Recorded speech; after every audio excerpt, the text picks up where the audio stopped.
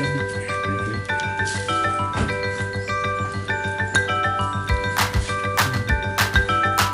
morning mga Kalaminians, and kebab mo last night. We had some leftover rice, and you know what? I'm gonna cook it with some Chorizo Pudpud from Premium Chorizo Pudpud kang Casita Jaen, and galing mo na itong dilawan kay una amo ning isudan, but we will also make fried rice with the oil and with some of the meat as well. So nilog kay fried garlic rice. So basically ang atong ingredients is the Premium Chorizo Pudpud, which is the extra spicy one, and we just basically put some, of course, garlic. Then we have salt, pepper, cilantro, of course the rice, and a little drip of oil. So butter lang din akong gamiton. So kuhan lang, just to, you know, initiate the cooking sa Chorizo Pudpud.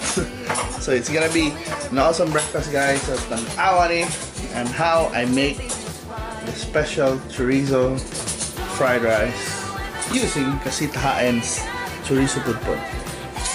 So it's time to cook! Oh, before we start magluto, guys, if wala pa subscribe sa akong channel, please subscribe na. Wanna click the notification bell para makita mo akong mga bagong videos. And yes, let's go!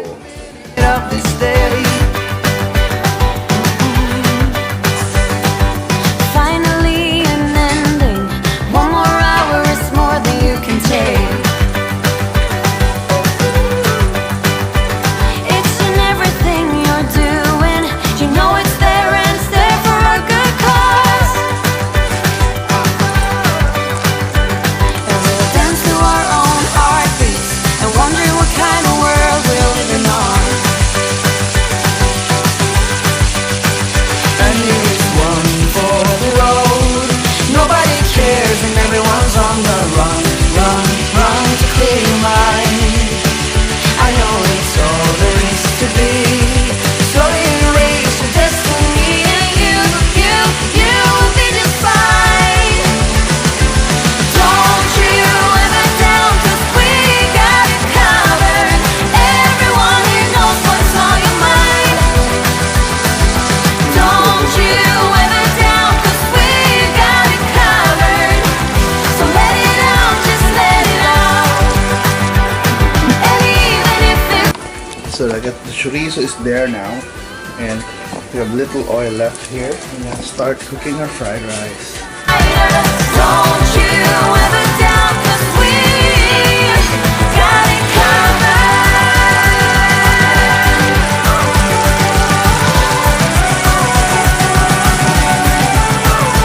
Got it covered.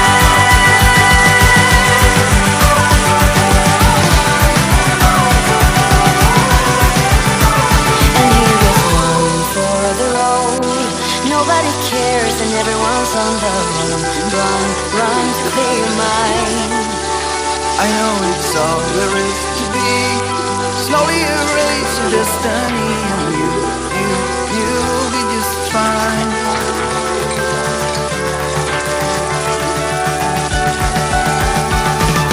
Don't you ever down, 'cause we got it covered.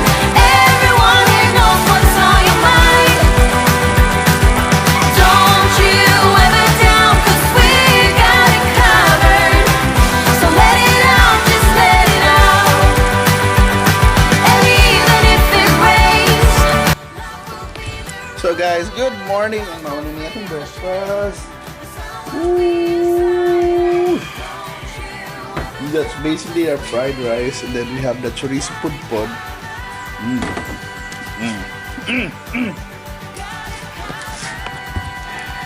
So the food is ready, so it's time to eat, guys. Bye, humot kayo. I'm sure mag-enjoy me. So in a bit, makaon sa ta.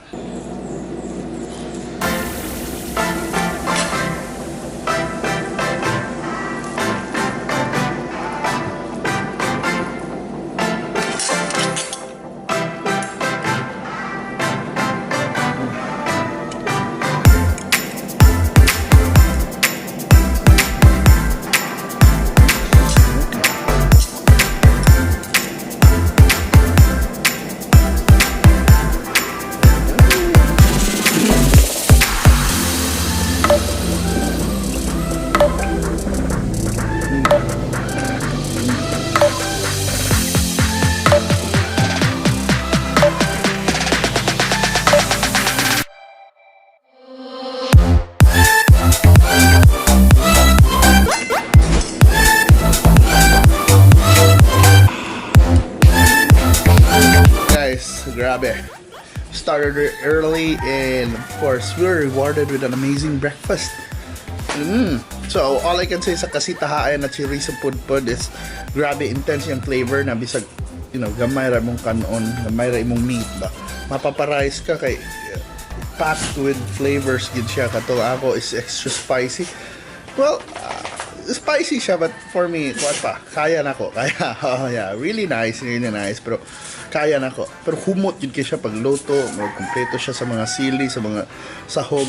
Yeah, then with fried rice, lami gid siya. But I learned something sa akong fried rice. And I think lisod na mga mahalo na rice ang gamito na rather use ko pang mga uga-uga na Bisaya lang na rice kay mas dali mabungkag. Kay sometimes good kung I think the way we cook it also na daghang gamay tubig. Murag kuan kay siya for fried rice, mahimo siyang sticky but lamig hapon. So tips lang pag himog fried rice, season it well yun. Mura pag abi ni mag over season, abi ni mag daghan na to imong ibutang usahay. Hindi mo feel sa kanon kay grabe sad mo absorb ang kanon of flavors. And so you have to season it well. But it's nice na nantoy chorizo, using this oil sa chorizo would help also add more flavor and extra dimension and extra layer of complexity. So lami diha makuha niya itong ma-absorb niya itong mga kahang. Yeah, of course the garlic, the smell of the garlic. And of course, kinahanglan daghan butangan gid mo salt and of course and yung other flavorings. But yes, all in all, I really had a very delicious breakfast in the morning. Grabe. Busog kay ko. It's a perfect start for this June day na dagom-dagom baya. Oh, dagom-dagom but I think nalingaw ko sa akong pagluto-luto karon. So, thank you so much for watching the and I hope you had breakfast as well. Kung nasan mo mga fried rice ideas or any ideas na lami iluto sa pamahaw sa breakfast, let me know. Basig akong suwayan kay para we'll always start the day right with the most important meal of the day, breakfast.